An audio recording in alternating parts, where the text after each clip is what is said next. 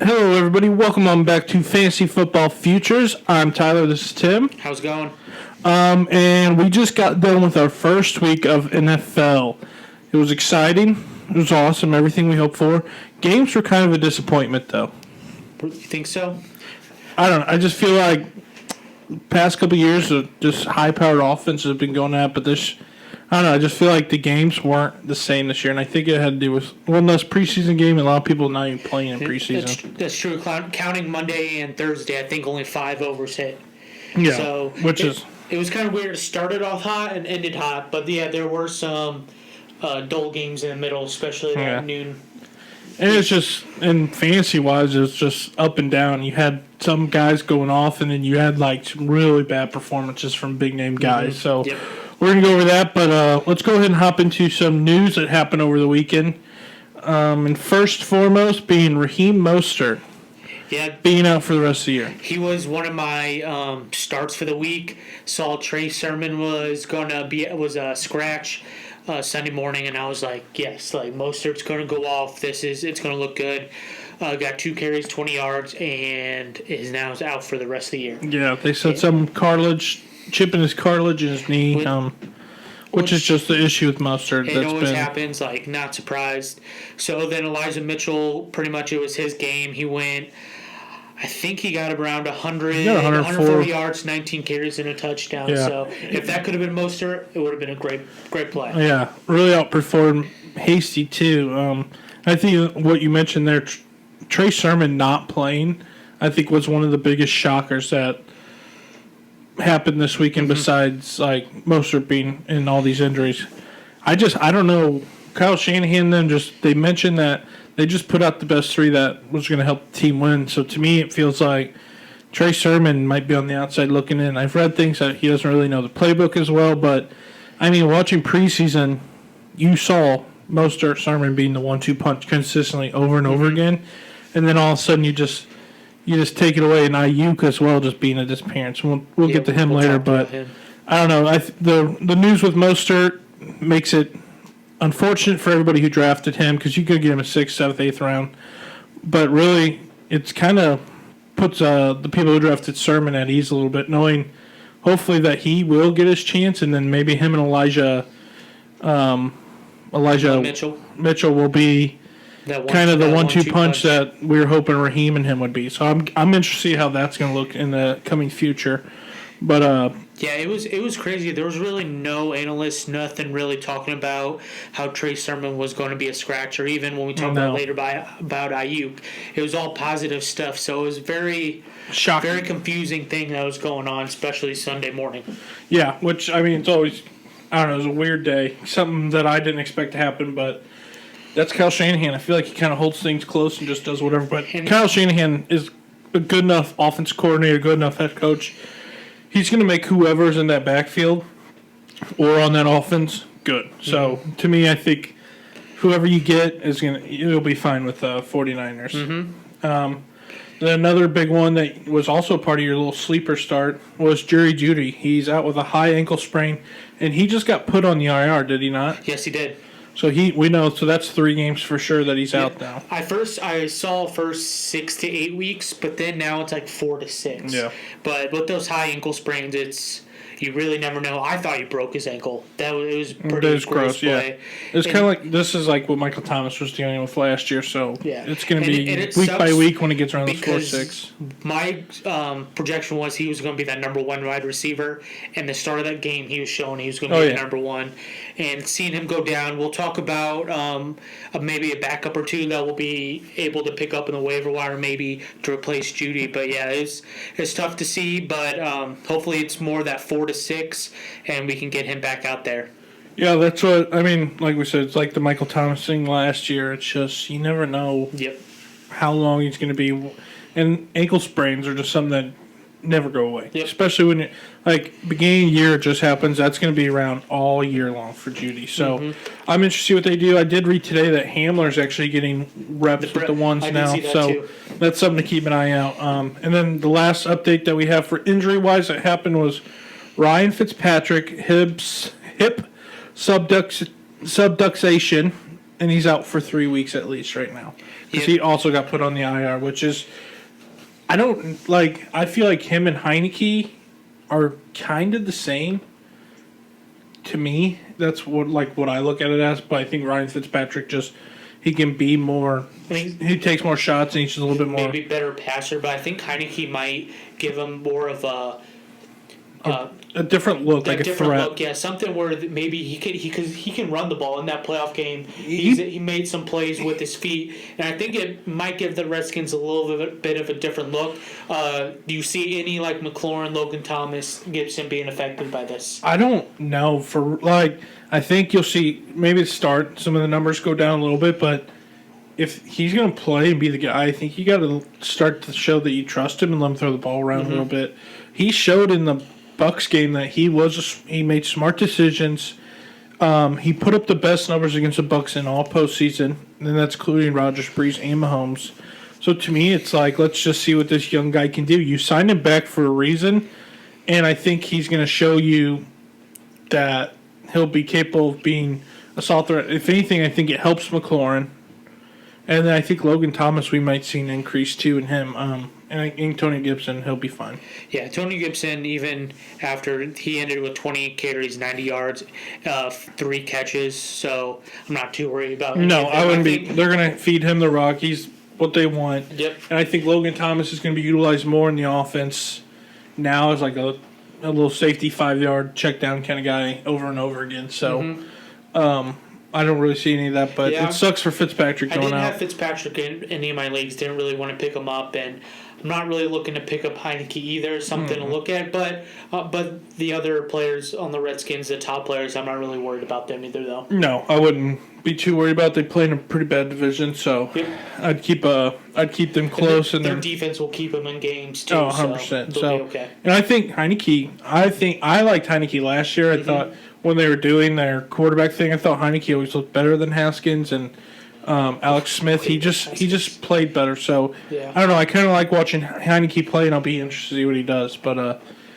injury wise, that's all that we have. Our Rashard Penny. He's out too, so that Chris Carson dinged up. Give a little bit more bump for Chris Carson. Now Chris Carson looks like a great play. So he looked good on Sunday against the Colts, and Colts to me just looked slow, and Seattle just looked really good. Always do. Game of the year. So I don't know. That's a whole thing to keep an eye on. So Rashard Penny kind of out, so Carson kind of gets a bump there. Really, other than that, there weren't too many crazy injuries there. Just the Raheem one that has really hurt, and then Odell was inactive, which you're going to get. But yeah, I saw, and then the whole thing with Jacobs too. He was ill, had an illness, came back. So, and then I saw Barkley was questionable today, or limited in practice, wasn't questionable. Yeah. But I think we're actually going to be seeing that a while for Barkley. I think it'll be every week, especially with a short week. Yeah, it's going to be an every week thing for him, but. I don't think it's too much to worry about. So, So we'll talk about Sunday game slates. I think it's kind of more. We found out a lot about teams, and we found out like some players for sure, and then we had some studs and some duds for the week. For me, the biggest shock performance was a dud performance by pretty much all the Packers players. That was just against the Saints. Nobody expected that coming.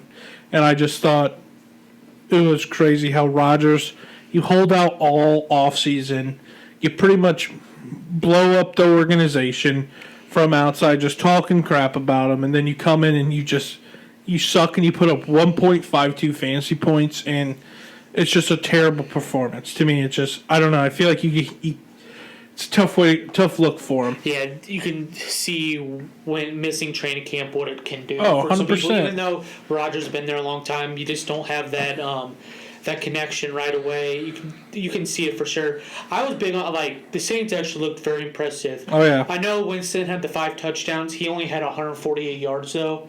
So I really think what the Saints are going to do is that defense is going to be pretty good this year, and they're going to run the football. I think they're not going to have Jameis try to throw for 50 completions or anything like that.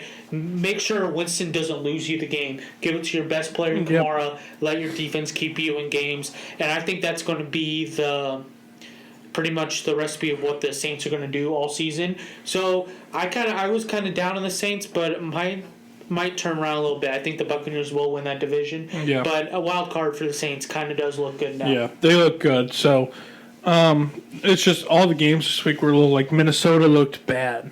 Yeah. So bad. The Bengals, I thought for sure people were talking about the defense going to be potential top 5. They couldn't stop the run to save their life. Couldn't stop anything. Couldn't do anything. So I was shocked there to see how the Vikings came out. But again, they had 10 penalties in the first half, which all relates to nobody playing in the preseason.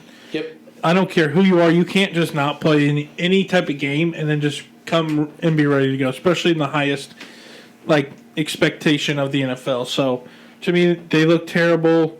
Some other games like Jets, their defense looked okay. They didn't play great. Their offensive line. I was kind of disappointed in the Panthers. I thought the Panthers were really going to stick it to them. I don't know. They covered the spread and everything, but they just really never pulled away from the Jets. No. The Jets were bad, and the Panthers just couldn't really do anything either. Yeah. So with Anderson only having one catch for 50 yards with a touchdown, like if he gets caught, he only has one catch for 18 yards. That's pretty disappointing for him. It was just a whole. I think both teams are.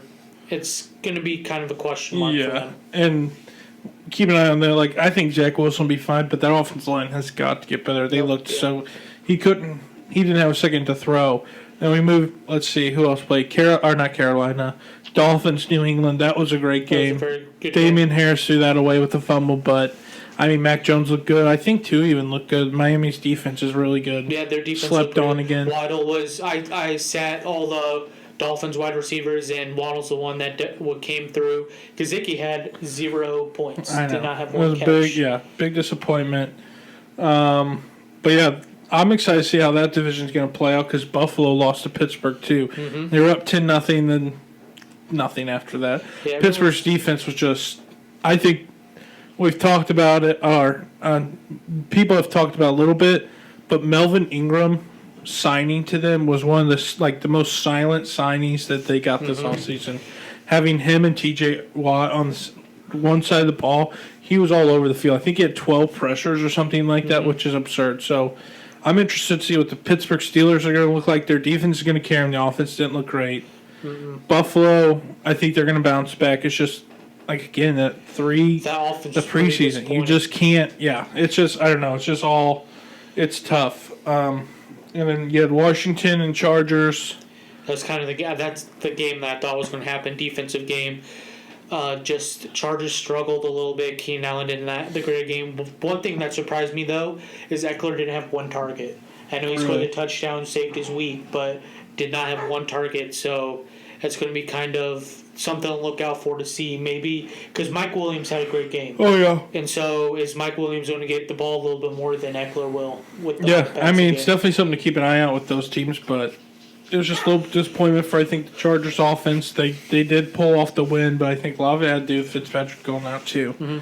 So I'm interested to see what they look like the rest of the year, and then. Eagles look great against Falcons. I don't know if Falcons are a bad team, so that's one team you don't want to overreact. But the Eagles did look very good. Hurts and Devontae Smith look like they're going good. Ertz got hurt for them, so Goddard had actually a pretty good game. Got a touchdown. I think he was a half yard away from a second touchdown. Something like that. So, and Goddard's something to maybe look forward to later on. A tight end that you need to pick up or something like that. Yeah. And then we'll move into, let's see, who else play? We got Arizona kicking the shit out of the Titans. Yep. To me, that was the biggest, wow, we got Julio. We're such a great team. Look at us. Overhyped by a team to come out and do nothing. Chandler Jones had 5 sacks, which is crazy. That Titans defense did not improve whatsoever. No. Hopkins had 2 touchdowns. Kyler Murray looked like MVP. Cardinals were very impressive, but Titans were just very disappointing. Very bad. Offense didn't look great. It was just, to me, it's just a lot of hit or miss. You didn't really know kind of what was happening. It just, watching the score, I'm just like, what is going on? Just Arizona just kept scoring and scoring and scoring. What was pretty disappointing is the over-under was at 53, and it was 51 points with 3 minutes left in the third quarter, and not one team, no one scored, not even a field goal, and the understayed. That's a bad beat for anybody that has them. Yeah, that's what I don't know. Cardinals. The NFC West is so good because you got them, and then Seahawks were really good. And then you got 49ers who should have beat the Rams the Lions by at least 2 touchdowns. 41-17 with 2 minutes left and like 2 touchdowns. 2 touchdowns on that kick, just crazy to me. They look good, and then the Rams, who all this hype's been. Stafford's finally got a good weapons, good O-line, good coach. He's on a competent team. Let's see how he does. And he did exactly what he should have. He looked great. The Rams, I feel like they have a different energy with him back there than they do with Goff.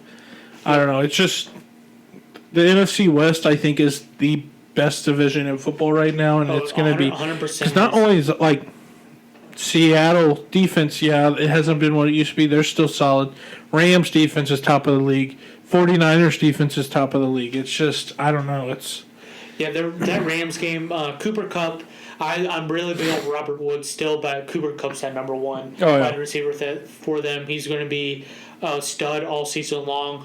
I know that Rams defense is very good, but one of your sits last week was David Montgomery, and he was actually the bright side for the Bears. The run he defense ran pretty well on that defense. The Bears' defense was actually the disappointment. I thought the Bears' offense wasn't terrible. When they get down like that, that's when Anthony Dalton is not the quarterback for them. He does not make those plays. But, David Montgomery had a good game. I'm not too worried about the Bears. I don't think they're that good. No. But, the Rams are showing why they can make a run for the Super Bowl this year. Yeah, and that's what I mean. Andy Dalton did look terrible. Yeah, he was throwing like 5 to 9 yard passes, but it wasn't really on him a whole lot. They just couldn't get in. Like they drove all the way down the field, interception. Yep. You can't do that first drive, and then they lit up a 50-plus yard bomb, rolls on the ground, nobody touched him, touchdown. It's just like you got to really pick up on stuff like that. So I don't know, the Rams, Cardinals, Seattle, and 49ers, it's going to be a battle in that division. So I'm pumped to see those games coming up. And then really we had Giants and the Giants and the Broncos. Yeah, Broncos look good. Just kind of, there's not much to say about the game. Broncos look good. Melvin Gordon, Javonte Williams kind of split back and forth. Melvin Gordon didn't have that 70-yard run, so it made him look like he had a better game. But it was about 50-50 there. Giants, I don't know what else to say about them. They don't look too good. To me, it's just going to be an interesting. I don't know what they're going to do with Barkley and everything. It's something to keep an eye out for. It's just, their offense doesn't look good to me. Sterling Shepard's like the one piece that they had, and he was just bad. Like he's just on a bad team. So I don't know. I'm interested to see how that looks. And then we had last night with the Ravens and Raiders. We forgot about. Did we talk about the Seahawks and the Colts? Yep. And then the Jacksonville and Houston. Texans and Jags, which not much to say. Shocked me with both terrible teams. You thought that maybe Jaguars would maybe look a little bit better than they did. Oh my God, Trevor Lawrence did not look great at all. Probably the most surprising thing out of the Jaguars is Chark had 12 targets when we. Well, you think about they were down early, so bad. And then James Robinson. So all they were doing was throwing the ball. So James Robinson, you can't really hold him to fault there. Yep. When you don't have the ball, you can't really score. And when they're it's just, I don't know, it was a bad performance by everybody. And then let's go. We'll go to the Baltimore Raiders. Don't know how I squeezed that out, but what a pick of the Raiders last night. Yeah, they tried to give the game away 14 times in overtime in the fourth quarter. I'm not big on the Ravens. I think they did not look very good. Defense they don't have some question marks. They're injured. That offense, Tyson Williams had a couple of good plays, but Lamar just doesn't look comfortable. If you can control him like the Raiders did, I didn't think the Raiders defense was that good. No, but I don't know. The Ravens had that game. They blew it. Darren Waller, my guy, 19 targets. Looks like the Raiders. That's their team. Is just Derek Carr, and I don't even know Do you think it's Derek Carr just wanting to just throw it to him, or is it John Gruden telling him to Well, I think it's design plays to, and he's open most of the time. That's the thing. Derek Carr, he was 10 for 19. Derek Carr missed him on some open plays. Oh, I know. He was open. That's what a lot. To me, it's that offense is Waller.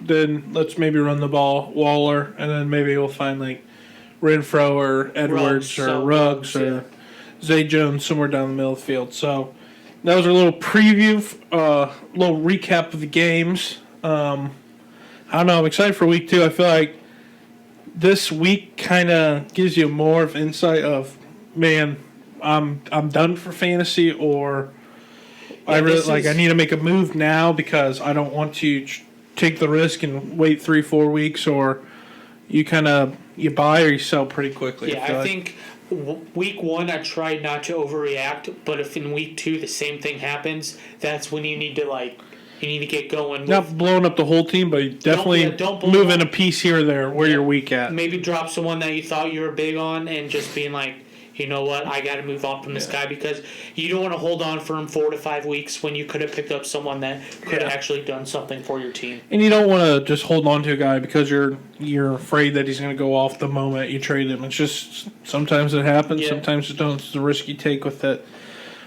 But so we'll go back from the past weekend. We'll go over we'll give out 5 that we've discussed, 5 of our top performers of the week. And the first one you mentioned being the MVP, looked like an MVP this weekend, was Kyler Murray. 21 for 32, 289 yards, 4 touchdowns, 5 carries, 20 yards, and a touchdown run. That's just an insane stat. I feel like, I know I put him 3rd with the NFC, but to me, it's not going to be sustainable because of who he plays in the division. They play him twice a year. But he's good enough to where he can put points like that.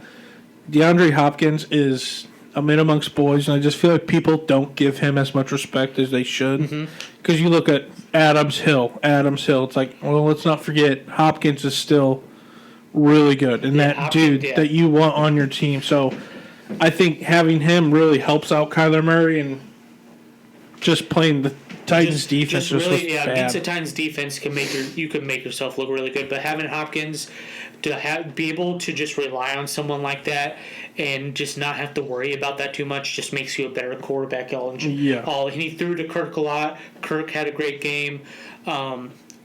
Edmonds had a pretty good game himself, and then James Conner was mixed in. So if you can just get everyone going, and just when you're in trouble, throw him to Hopkins, I think Kyler Murray has a chance to go for being top 5 MVP this year. He was top quarterback in all last year until the last 2 weeks. So he's very capable of putting up big numbers. It's just, like I said, he plays some really good teams, so it's something you got to keep an eye on. He did put up 33.5 fantasy points, 33.56 fantasy points. So he just really showed out for quarterbacks this year as the number 1 player in fantasy right now. So, he just brings so much because he can throw it and he can run it, which you need. I don't care what you say. If you have a quarterback who can throw and run it, they're different playmakers for you. So he was a very high moment, a stud for this weekend, one of the top performers.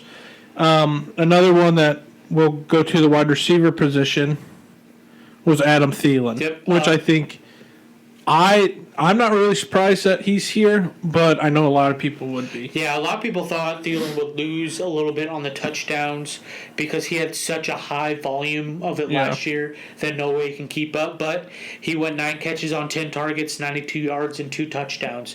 30 fantasy points. Minnesota was having to throw the ball at the end, so they're throwing a lot there. But Thielen was that number 1 wide receiver for them again, outshined Jefferson, and was able to get those 10 targets and able to catch 9 of them. That's the big thing. You have a lot of targets, but he catches all of them or close to all of them. That's crazy. Finishes the number 4 for PPR this week. Put up 30 points. It's just, to me, I feel like Jefferson's going to draw a lot of the attention, and with Irv Smith Jr. getting hurt, I think it changes everything for Thielen. It gets him back more involved with the offense than what people thought. So I like Thielen a lot. I think he'll continue to put up numbers. I don't think he'll putting up this type of numbers every week is going to be hard to sustain. Mm-hmm.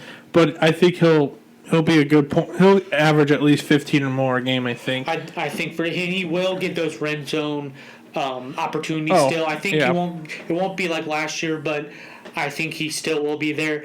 We'll talk more about later about someone else on the Vikings that might be a late pick to get off the waiver wire. Yeah. Because they're running more with losing Irv Smith. They're running more of like the trips being on just only having one tight end on the field. Yep. So it's a little bit different. So you now have another wide receiver to compete with when it was usually just him and Jefferson and 2 tight ends. That's what, and it was just, I don't know, to me it's just, they're going to throw the ball. They're going to have to. If anybody can stop the run, they're one-dimensional very badly, and it's not good for them. So Ab Thielen was number 4, was big performer this week. A lot of people kind of were sleeping on him because he was going late in the rounds. And then T.J. Hawkinson, which is, to me, I think kind of no surprise. We talked about it. He is the Lions' only option, and I just feel like you can't really expect any more or less from a guy like him. He finished number 3 in PPR this week, had 10 targets, 8 receptions for 97 yards and 1 touchdown. Yeah, I can see Hawkinson of how much he's going to be relied on as a team like almost Waller is for the Raiders. Oh, yeah. That Hawkinson could maybe even jump that Kittle for Titans this year and be in that top 3. Oh, yeah. Just because how much he'll be relied on, how much red zone targets they he will don't have anybody else. Anyone. Tyrell Williams, who's considered their number 1, he got hurt. He was out with concussion. And so between that and then they're thrown to their running backs a lot. I think Williams and Swift both had like around 10 targets apiece. Yeah. Something like that. So between those 2 running backs and their tight end, that's pretty much where everything's going for the Lions. So they're going to be down a lot. Yep. So I think it's going to be important to kind of have a guy like him. And I wouldn't be surprised if you see numbers like this every week from him. He's their most experienced player on offense, catching the ball wise, and he's the best receiver they have. So I feel like they're going to try to get him the ball, and I feel like Goff has already built a connection with him. So keep expecting him to be a top performer each week in and out. And then one of my starters for this week, I'm going to start that we both talked about that had a pretty good week, was Corey Davis. He, to me, was the only receiver really the Jets had. Like Elijah Moore wasn't really there. He had 7 targets, 5 receptions, 97 yards, and then 2 touchdowns. And I think a lot of this is due to the fact that Wilson could not get the ball obviously fast enough. And I think he'll be a great option for them, especially the red zone. They're going to utilize him in the red zone. And I just think he's going to be, continue this. He finished, top 5 PPR this week? I believe so, yeah. He was. Yeah. I know 2 touchdowns help, but still, young quarterback relies on a nice veteran like him. I think Corey Davis is the best option they have on that team to throw the ball to. So. Yeah, Jameson Crowder was out with COVID, but honestly, I don't see that making a huge difference when he comes back. I think Corey Davis is going to be that great wide receiver too. If you picked him up late, so you probably have 2 or 3 wide receivers that you drafted before him.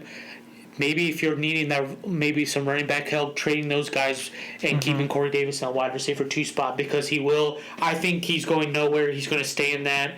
I think he's their number 1, and Zach Wilson's number 1. Yeah, that's what I feel like. You paid him to come in. You're going to try to get him the ball, and I feel like Zach Wilson trusts him a lot. So keep watching him grow, especially like you said. If you can play him in a flex spot, that's a very nice start, because it's a perk if he's getting you 24, 25 points a game. I think he'll consistently get you 15 or more, but like you can't be mad if he gets you more than that. So to me, I like Corey Davis a lot, and it just put up a lot of numbers for him, and continue to watch him grow there and with the Jets. And I think Zach Wilson and them, they'll get better. First game, they're going to get a lot better to me, and I think we're just going to see that connection continue to grow. Yeah, they just need to protect him more. He just couldn't do anything. I felt he was just super uncomfortable. Yeah, and it was just not a good game. Not a good game altogether. And then we'll move to another receiver. Here we have Tyler Lockett. Now he only had 4 catches, but he had 100 yards, 2 touchdowns, 28 fantasy points.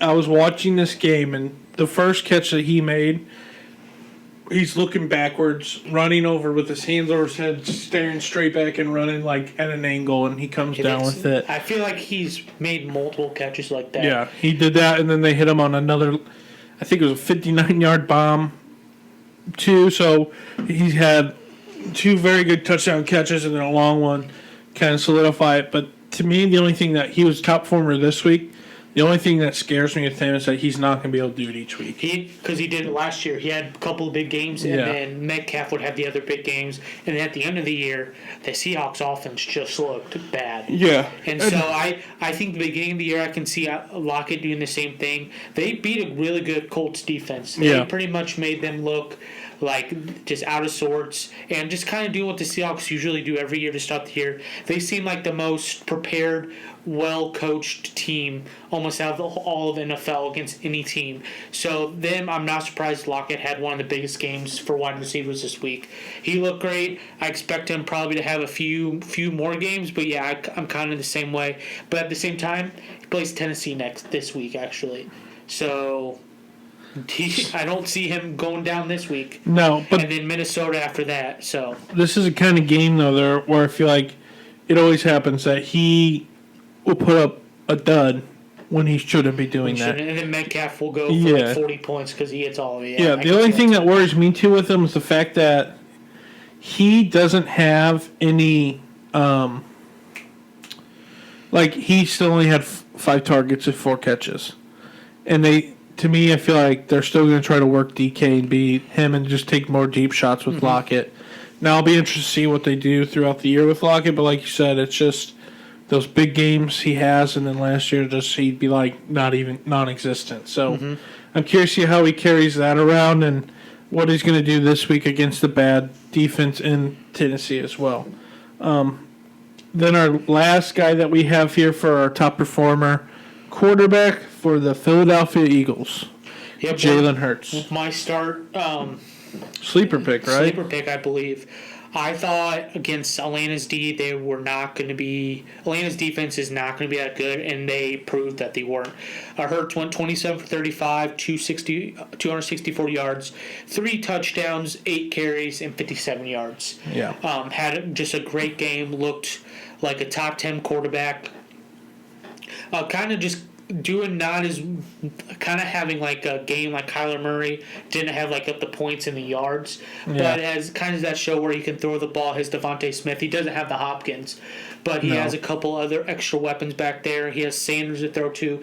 Like Sanders had a pretty decent game, but just all around the Eagles look good on offense. Oh yeah, I think Hurts. I feel like a lot of people. I don't know why the Eagles hate him so much. I feel like he's a very competent quarterback. And he can run, which is what the Eagles need. I like Jalen Hurts a lot. I think he'll continue to do what he's doing. And he's one guy, if like you're struggling with quarterback play week in and week out, why not go get a guy like him? I mean, he doesn't have a lot around him, but they still play in the NFC East. It's not a great division. And he's just like he's that dual threat that you want in a solid PPR quarterback. He's going to throw the ball and he's going to run the ball. And so, to me, I think he's one guy that you should definitely keep looking at if he's still on the waivers and everything. And I don't see why you would count him out. Then I guess there was 2 more. We have Brandon Cooks as top performer, which he didn't have a touchdown, but he had a bunch of yards. 128 yards, I believe. I think that we kind of said Cooks, we didn't really talk about him a lot because he's not going to do a whole lot, but he will be the best target on that team. Get a lot of targets, and he proved it this week. He had 5 catches, 7 targets, 5 catches, 132 yards. 132, yeah.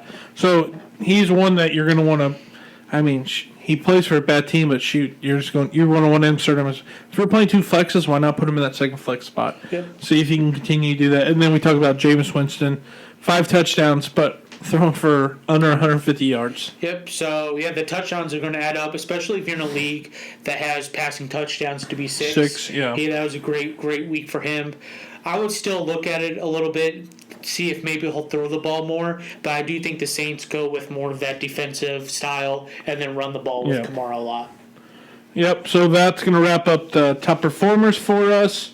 Let's go to some of these duds that we had this week. Some of we actually talked about. We pretty much just talked about the Packers, and we had all three Packers. The Packers players: Rodgers, Adams, Jones. Just truly disappointment. Rodgers had, I think I looked at it, was 1.32 fantasy points, 2 interceptions. You just can't do that. Adams, he had 11? He did. Yeah, he had 11 points, 5 catches, 7 targets, but 56 yards. Aaron Jones only 5 carries, 2 catches. You know the thing, that's probably his floor for Devontae, 11 points. So, I mean, they're definitely going to go up, but it was just a terrible week. Like, you get these guys, you're taking Adams, you're like, man, I got this guy, then he just pulls us out. Rodgers looks terrible. I'm looking to see the connection between him and the head coach, see if that continues to dwindle or if they pick it up. Aaron Jones is the only thing that worries me. I wasn't big on Aaron Jones. I worry about A.J. Dillon a lot, taking some reps. I was going to say, do you know how many carries A.J. Dillon was? He played a lot when they took the starters out. Yeah, I can see that too. A.J. Dillon was being drafted in the 12th, 13th round. Yeah. And they've talked about having A.J. Dillon more in the red zone anyways, or the goal line. So, yeah, Aaron Jones, I think out of the 3, is the only one that I'd be concerned about. He's the only one that kind of worries me a little bit. So, yeah, we have all the Packers. The team in general just look terrible. So, I expect them to kind of pick it up this second week, especially they're ones that you can hold for 3 weeks because they're definitely going to pick it up. Another kind of guy we had is rookie Najee Harris with the Steelers. Yeah, the Steelers' offense didn't look the best. No.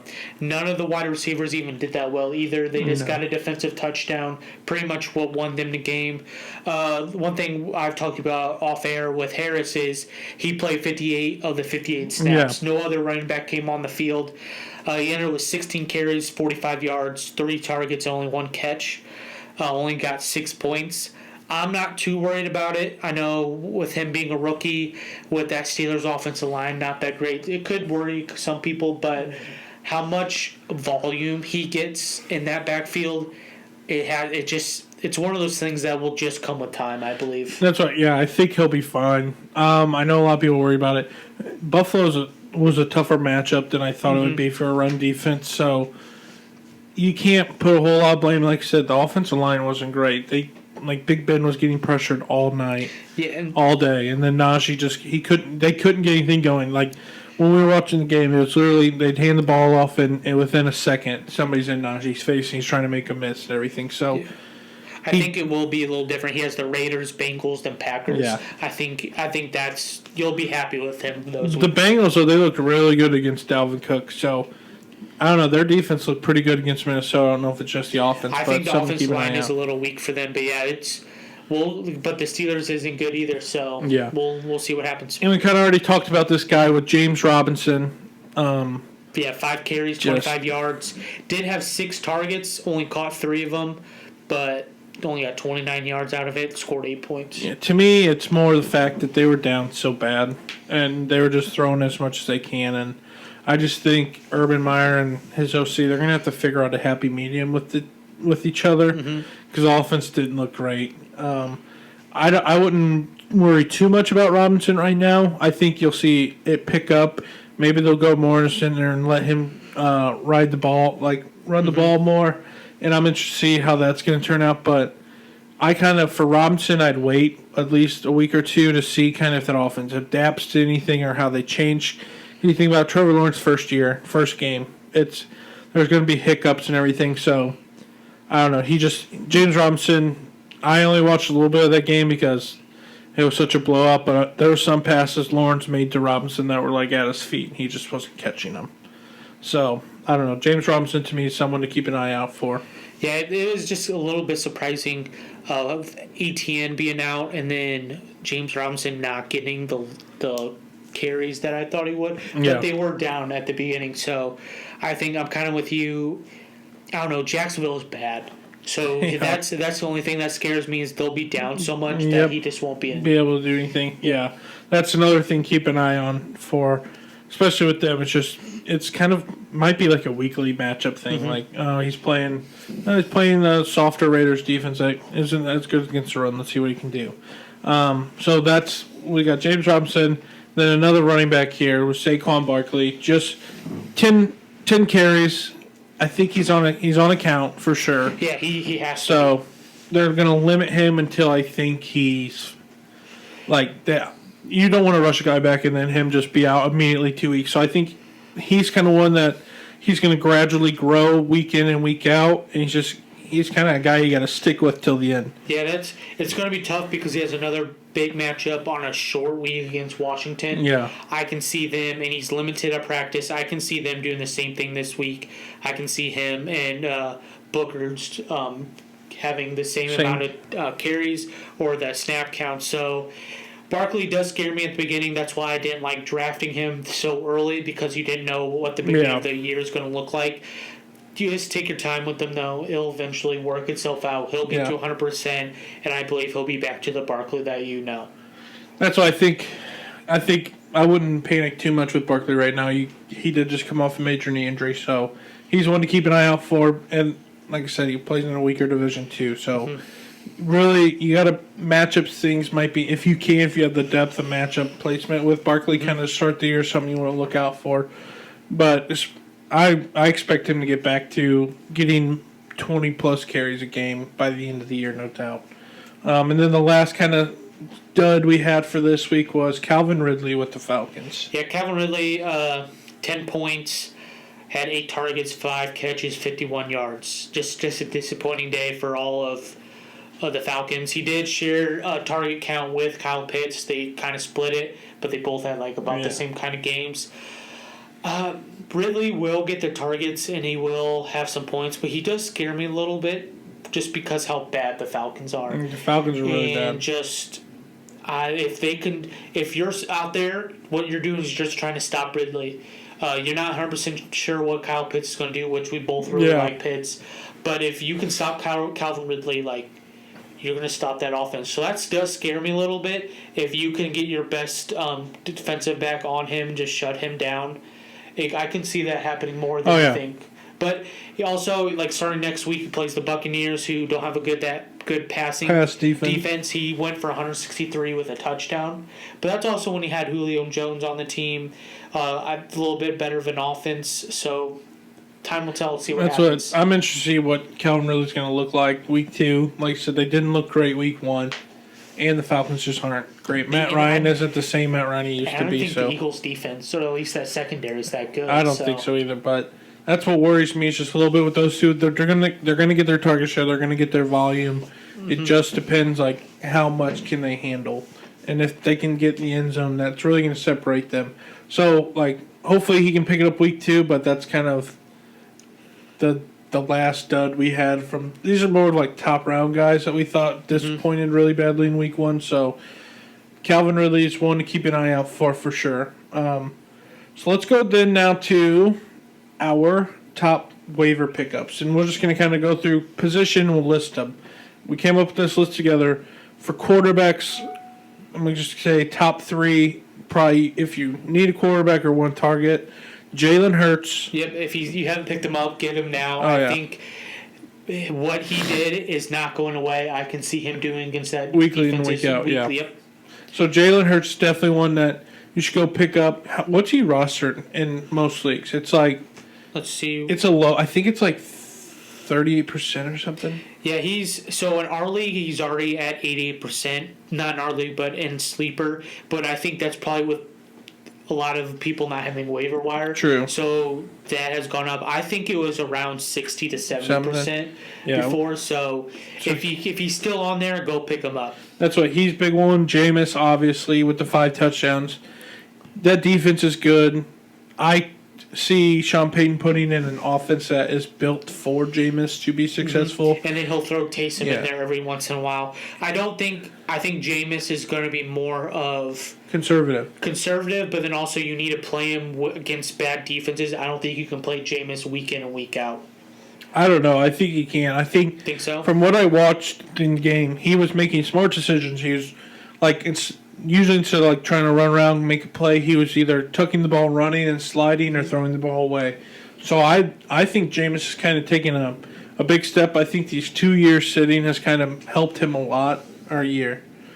year sitting behind, especially a guy like Brees, you learn a lot. So, to me, I think Jameis might be a guy you plug and play. It can be matchup play because, I mean, they don't really have any wide receivers, so it's just really iffy there. But I like Jameis. I think he's going to continue to improve. And, I mean, 2 years ago he had 33 touchdowns. Yeah, that's just something you can't overlook. A guy can't just go out there and I know he threw 30 interceptions, but 33 touchdowns is still a lot. Mm-hmm. So he's got arm talent and everything. So, I don't know. I like Jameis Winston. To me, he's one to pick up. And then right now he's only 48% rostered. Yeah. So you're going to find him be able to find him more on that list. But, yeah, I would rather start Hurts than Winston, but I can see where you're coming from. If you let Winston kind of off the reins a little bit, he'll be conservative, but help him make those smarter decisions and get those. I can see he'll definitely throw for more than 150 yards. Yeah. But, yeah, we'll wait and see kind of what he does this week. This week he has the Carolina Panthers, so it should be pretty interesting to see what they do. A little bit better defense and hopefully a little bit better game by the Panthers offense than what the Packers provided. And then kind of the last guy we talked about, Mac Jones with the Patriots. He's 40% rostered, and I think he showed this weekend he's very capable of being a solid quarterback. Kind of filling into what Tom Brady was. He won't be like Tom Brady, but he can run that offense. He makes smart decisions, and he's not going to wow you with anything, but I think he's going to be a guy that will consistently throw like 200 yards, 225 yards, 2 touchdowns, or something like that each week. So around that 15 to 20 point, if you're in a deeper league and just needing a quarterback to start, Mac Jones is not going to lose you weeks. He's not going to lose the Patriots games. I think he's a very good quarterback, and he'd be one of. If the Hurts, Winston, and a couple of those guys are off, I think Jones is one of they need to pick up. Yeah, and that's what this week I'm really liking the matchup with him and Zach Wilson, so I'm curious to see how that's going to look. One quarterback we kind of left. Would you pick up Derek Carr after the performance yesterday? Honestly, no. I've seen him play, and I've even picked him up in the past. He will have games like this, and then the following week he will be lay a dud. Yep. If a team can shut down Waller, you shut down Derek Carr. Oh, 100%. He will not be comfortable going to Ruggs, to Edwards. At least he's never proven to be with Waller in that lineup. And no, I think they'll go more to the run game if they can go to Waller. So I would not pick up Derek Carr. No. So that's why I was feeling the same way. I wouldn't pick him up. I just don't think. I don't know. How about I was going to give you one, Joe Burrow. I don't know. Joe Burrow's one. He's going to throw the ball around a lot, and if it's a deeper league and you have him, play a matchup thing with him, see what he can do.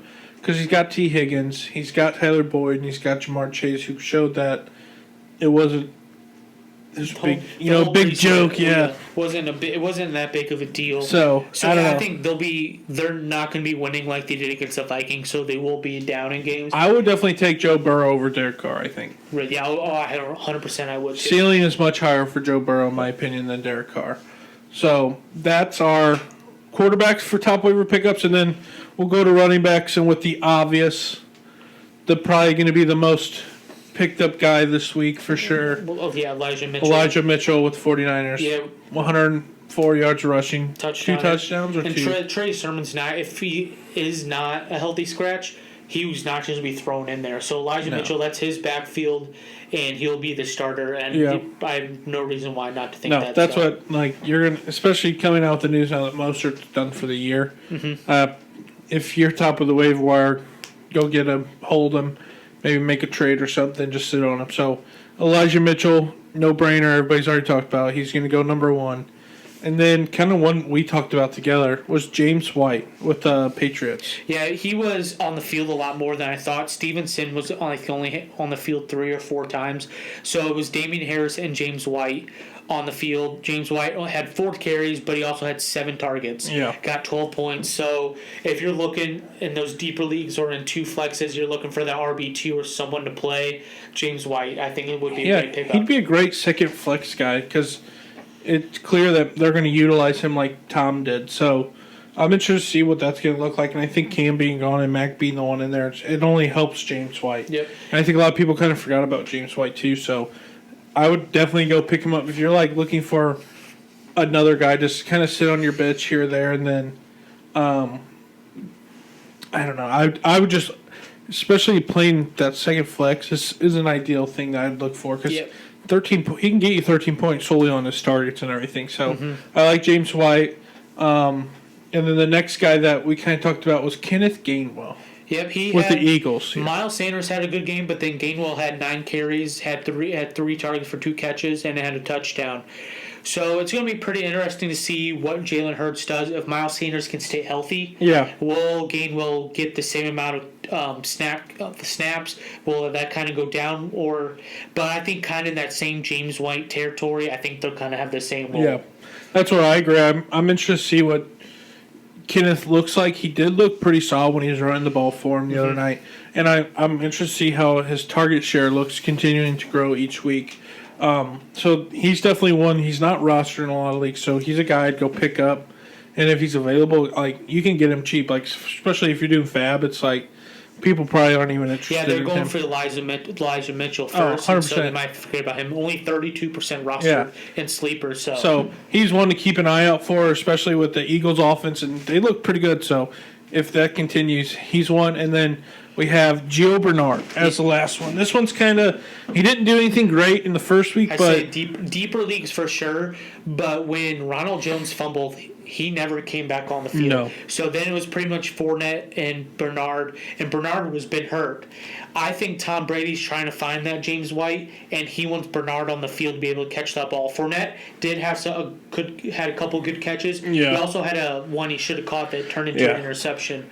So I think Tom Brady needs that guy who wants to throw to, especially late. I think it was later on when it was a close game or the Bucks were coming back. I think Gio was on the field for most of that time. So definitely in later leagues, but Bernard could be a for sure pickup. Something you don't even have to spend you one or probably two. wait to claim him after claim everything. Yeah, so well, maybe 1 to 2 fab if you need a running back. he's one it's lower, but it's definitely a guy just to keep your eye out in. Yeah. Then let's move to our wide receiver pickups.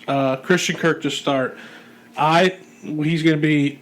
He showed like he was the number 2 this week behind DeAndre Hopkins, and with that offense, they're going to throw the ball a lot. And people might key up on Hopkins as much as they can, leaving Christian Kirk to do something. It's his 4th year in the league, I think. Which I think was exactly what happened and later on. That's what, like, last year we saw big games out of Kirk here every once in a while. But I feel like this year might be the year they kind of utilize him a little more, and you might see this more consistent pickup out of him. So I like Christian Kirk as a pickup off the waivers this week as well. So do I. I was big on A.J. Green, but A.J. Green did not have that good of a game for a team that scored 38 points.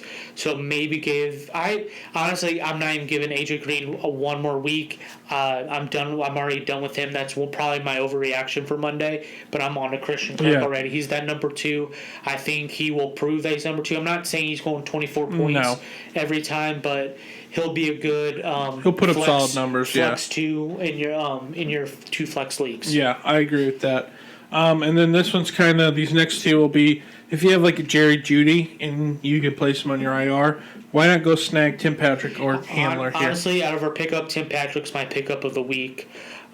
He had 4 targets, 4 for 4, 39 yards and a touchdown, and that was all before Jerry Jeudy got hurt. Jerry Jeudy got hurt late, and then the Broncos were up so much so they didn't pass the ball a lot. So I see Tim Patrick really being that go-to guy behind Courtland Sutton. And I think last year when Courtland Sutton got hurt, Tim Patrick had a couple of good games as well. Tim Patrick was their number 1 receiver for a really long time. Because I remember picking him up, and he was doing great for a couple weeks, and then he kind of caught that injury bug. I think, but at the same time, you have a better quarterback this year. True. Like how Teddy works, that's what Patrick goes. And then who'd you say? Hamler. KJ Hamler. I think with Patrick, I'm not excited on Hamler, but also in your like deeper leagues, I think that could be a great pickup. Well, that's what if you have Jeudy and someone takes Hamler, I would have no problem falling with Patrick or vice versa. So to me, it's just kind of either one with those 2. So like that's what I would do. Just if you have an extra spot, pick one of them up, hoping that they'll take over and kind of fill in a lot. And also to add to that, they play Jacksonville, then the Jets, and then against the Baltimore D, who did pretty not the great Not against great. the Raiders. So yeah, a couple weeks of that. That's 3 weeks right there. And this, especially if you have Jerry Jeudy go on your IR, get Tim Patrick, and then when Jerry Jeudy comes back, you can put him on your bench or just drop him. Yep, I agree. And then we'll kind of list this one. Emmanuel Sanders played 93% of the offensive snaps with Buffalo this week. Yeah, he had 8 targets, only 52 yards. It just depends on if he can stay healthy. Cole Beasley did have 13 targets. I think you can kind of compare them, Sanders and Cole Beasley. Sanders looks like I would want to play Cole Beasley, but the Bills look like they want to play Sanders more.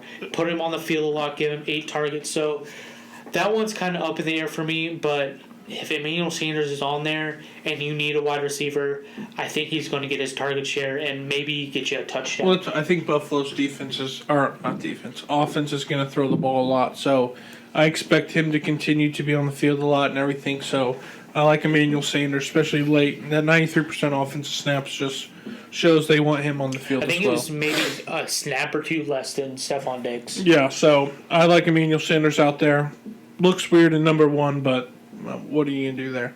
And then kind of last guy that we mentioned here was KJ Osborne. Yeah, he went 7 catches on 9 targets, 76 yards. This is what I was talking more about when the Falcons are going more with the 3 wide receivers. The Vikings. What did I say? The Falcons? Okay. Yeah, the Vikings are going with that 3 wide receivers now, and KJ Osborne is that 3rd wide receiver. And my mind just went blank with the quarterback. Kirk Cousins liked him, threw to him a lot. It wasn't like deep passes like Jefferson or Thielen does. It's more of like the 8 to 10 yard catches. So that's probably why he only had 76 yards. So maybe in those deeper leagues, I can see KJ Osborne being a good pickup. That's when he's one that you can kind of just sit and kind of see what happens. But I know Minnesota they did put themselves in a lot of 3rd, 2nd, and long. So he got a lot more target share than I think he was expected to. But like you said, if Thielen and Jefferson are going to be their main guys, why not look at a 3rd option that you can play on like a bye week or something crazy like that? So KJ Osborne's the last guy. And then tight ends, to me, tight ends are just hit or miss each week. But these guys will kind of be the ones I think you'll want to target. If you had like a guy like Mike Gesicki who did not play great, had zero points, and then just tight end play in general is always hit or miss. So we got Dallas Goedert. He had a touchdown. I think that's probably going to be your best pickup. He had a touchdown, and Ertz got hurt. So it looks like he might be the only tight end on the team. So I like Dallas Goedert, and with Jalen Hurts, his upsides, he's just going up. Then we got Cole Kmet with the Bears. Mm-hmm. He's kind of a sneaky one that a lot of people don't really think about because you got Jimmy Graham still there, and then Allen Robinson. But I like Cole Kmet last year, 2nd year out of Notre Dame. And to me, I just feel like he will continue to see more action. He had 5 catches against the Rams in the first week with 7 targets, only 42 yards. But I expect to see his red zone touches continue to climb.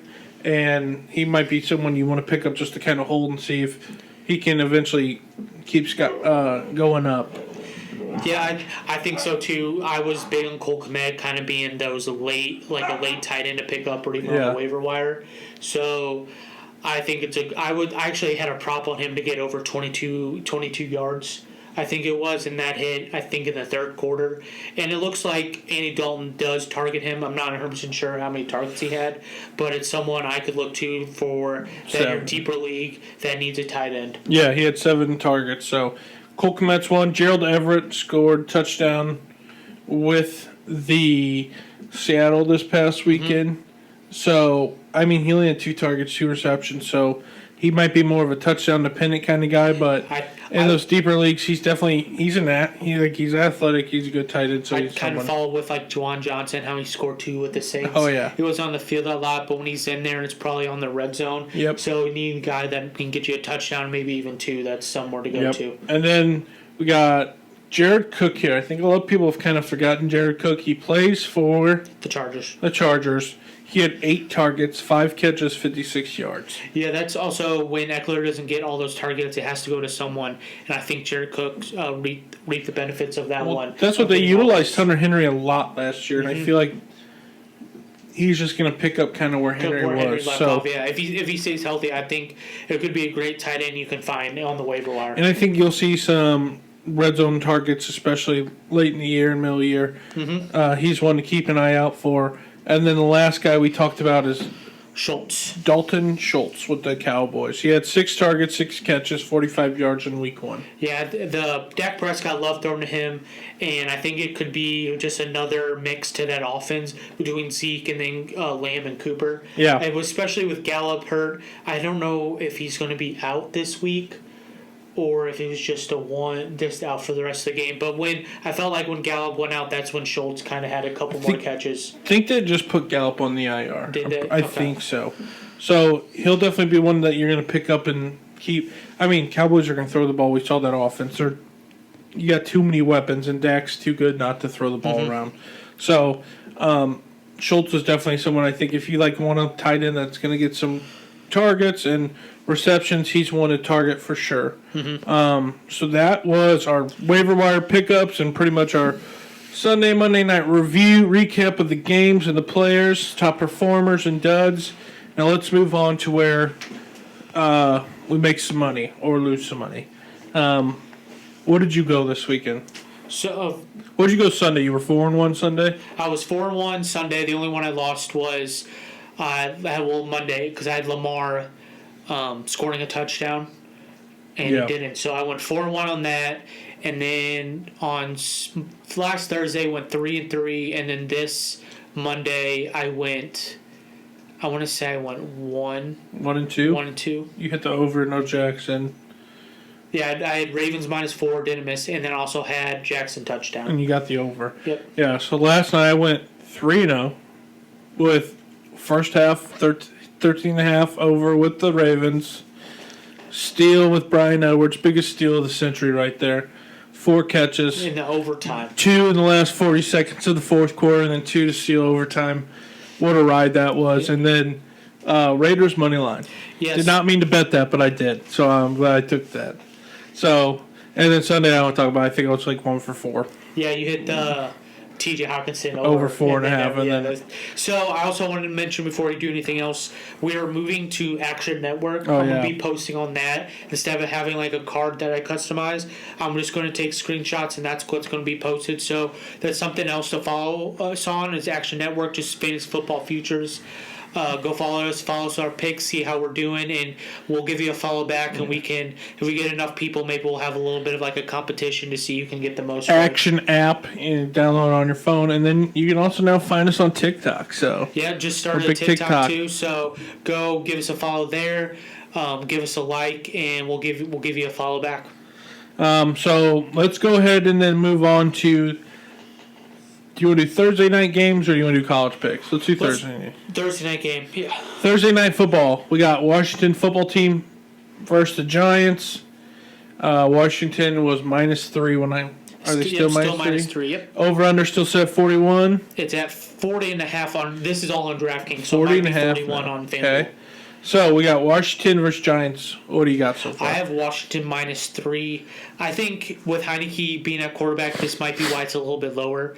But I do like the Washington offense against this one. I think the Giants did pretty decently the Broncos did pretty decently against the Giants defense. Oh, yeah. So I think the Washington's going to put up some points. And that Giants defense or offense is just not that good, especially against a great Washington defense.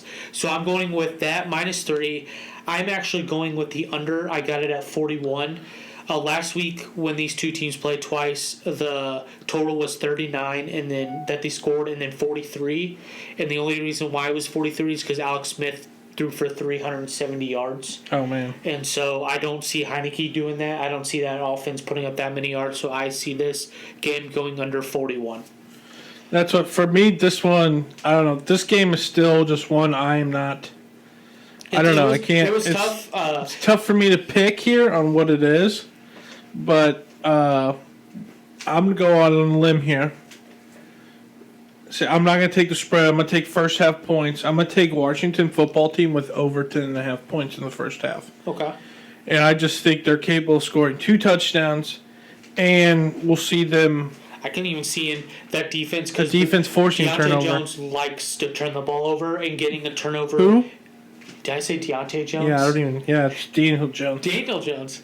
I like to just combine players. If it was Deontay Jones, that'd be pretty cool. Yeah. But Daniel Jones, if he turns the ball over a lot, and so in there, and deep in the red zone, not red zone, Washington's territory. Yeah. And so can definitely get Washington some points pretty fast. That's what. Yeah. So I like Washington to score over 10.5 this game, especially in the first half. To me, I feel like they're going to be. I don't know. I feel like they're going to be able to kind of control the game a little bit more. And like you said, Daniel Jones in the past has not been good at holding on to the football. So I like that. And you have the under here. I have the under 41. I just don't know if I can take the under there, Tim. 41's it's really small, but there's a reason why it's small. Oh, that's what she said. Nice. That was a good one. You set me up perfect for that one. Really, player prop wise, I'm not seeing anything that I'm crazy about. I saw 2, and they kind of contradict each other, but I'm pretty big on them. Okay. I'm going with Sterling Shepard over 55 receiving yards. Okay. So I'm going with that. But what contradicts it is I have. Let's see, where is it at? Daniel Jones under 255 combined passing and rushing yards. The Redskins are not. I don't think are going to let him run the ball, so he's going to have to pass. And Daniel Jones has not thrown for over 200, even close to 255 against the Redskins. So I think that's going to be a tough one. I think when he does throw, Sterling Shepard will get that over 55. And I think that's what's going to make that hit. So they do kind of contradict each other, but those are the 2 prop bets that I like. Yeah. So I don't hate that one. Daniel Jones, he can run the football. He can, but that's what he's. I just don't see in the Redskins, the football team, letting him do that. Yeah. So he's just individually. He's got rushing yards minus 19 or 19.5. So at the over under.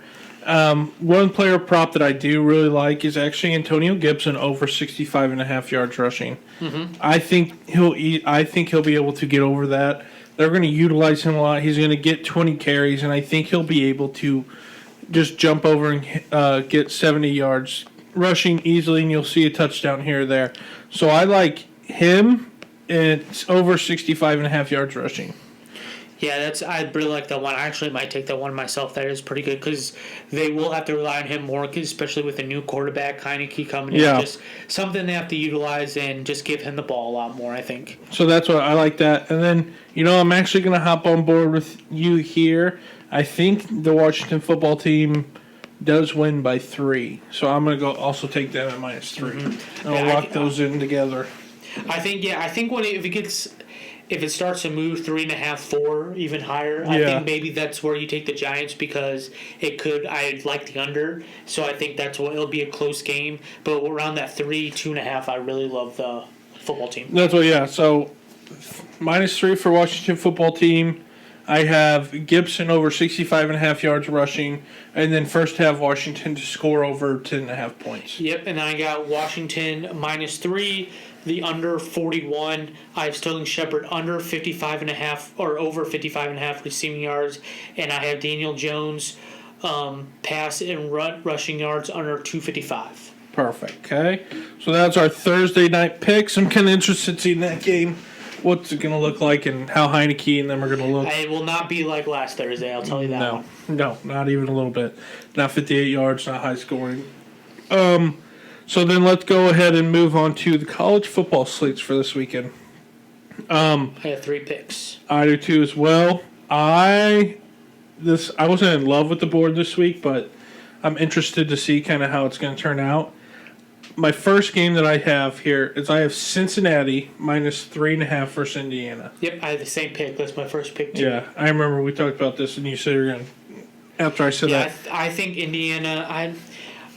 Since this is one game Cincinnati needs to win, this is one of their big games that they play to try to get into the playoffs if they go undefeated.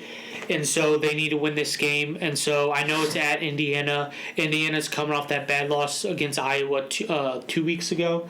So I do think Cincinnati pulls away and does beat Indiana, though. I think Cincinnati wins, and I think they win with ease. Desmond Ridder, to me, their quarterback, I think is going to be kind of a sneaky, he's going to sneak himself up into one of the top quarterbacks drafted this year in the NFL. I like him a lot. I just like Cincinnati. To me, they're just, I don't know. The way they play football is so much different than what Indiana. I know Indiana was high. Everybody's very high on Indiana this year, and I think Indiana is really good. But I just think Cincinnati's that much better this year, and I think Desmond Ridder is going to throw the ball all over the place, and they're just going to, like we saw with Wisconsin, I think Cincinnati's defense is going to be able to stop them, and they're going to hold, or with Iowa. Indiana's not going to really know what to do. So I like Cincinnati minus 3.5 at Indiana. I know it's always tough taking a team when they got to go somewhere, but I feel like Cincinnati's on a route to prove something. They have to win. They can't lose one game. No. And then my second one, I think you have the same thing, is Coastal Carolina minus 13.5 against Buffalo. Yep, I almost took them last week, but I didn't. I think they played Friday night, and they covered that game as well. I think they go into Buffalo. Coastal Carolina is a pretty good team, and I think they can win by 2 touchdowns. That's why I think they easily win by 2 touchdowns. To me, that offense is just, they run some different schemes that are unheard of. I'm pretty sure I was watching the game, and they were pulling guard and running power and then triple off the side. It's just a weird dynamic. They throw different things at you. They motion a lot. And their offense is very explosive. So I think they're going to put up a lot of points. And their defense is very good. And I think they're going to be able to hold Buffalo and stop them. And they're going to win by 2 touchdowns or more easily in this game. Who do you have as your third game? My third one, I took Alabama minus 14. I think this is going to be kind of like the Alabama-Miami game where people are like, Miami may be able to cover. I think Alabama's just a way better team. I just think, I know it's at Florida. It doesn't really care about that. Alabama can win that game by 2 touchdowns easily. Bryce Young, to me, looked like the best quarterback Alabama's had in years. And I know Mac Jones just came here. And then he had Tua and everything. He might be better than all of them. He just looks so under control and so poised back there.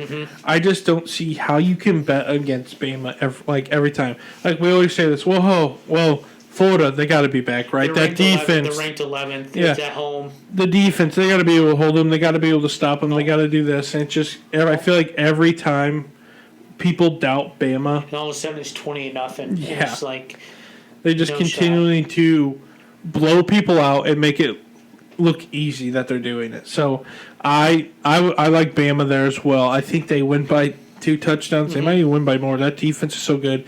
It just blows my mind how Nick Saban can, year after year, just get different people ready to go. Offensive coordinators are always new. Defensive coordinators are coming in and out. It's just no matter what they do, that team is just always really good. So I like Bama as well. And then my last one is actually, I have Fresno State plus 11.5 against UCLA. And to me, it's Chip Kelly, late game, 9:45. Fresno State's a little bit slept on. I think they're 2-0 against the spread this year already. I think they are too. They were in one game. I forgot who they played. Is the last week or 2 weeks ago? I felt like it was super close. Was it Oklahoma or was that? No, that was Tulane that played Oklahoma. Yeah, okay. But I like Fresno State here to cover the spread and keep it closer than what people think. Let's see. Yeah, they're minus 11. They're 2-0 right now, or 2-1. 3 games under their belt against the Chip Kelly offense. I just think, I don't know, their offense is really good. You got, their quarterback is Jake Hayner, senior, 8 touchdowns, 0 interceptions, has thrown for 1,000 yards in 3 games. So, to me, I like what they can bring to the table, and I'm interested to see what they do against Chip Kelly's offense. Yeah, that's one's a tough one. I kind of like UCLA. I took them against LSU, and they beat them pretty easily. It was not a very close game that I think so. It's going to be interesting. 11.5 points is a lot against UCLA, who had a couple good wins, but is LSU really that good? I don't. That's really what know. they beat them by 11, and Fresno State. This is what I was talking about. They lost to Oregon by 7, but they easily could have beat them. Yep. And we just saw kind of what Oregon did this past week with Ohio State. Could be a good pick. So I really like them to cover again, and I think you can at 11.5 points. That's a lot, especially with a team like Fresno State, who's already played a solid team like that. So that's my last college pick.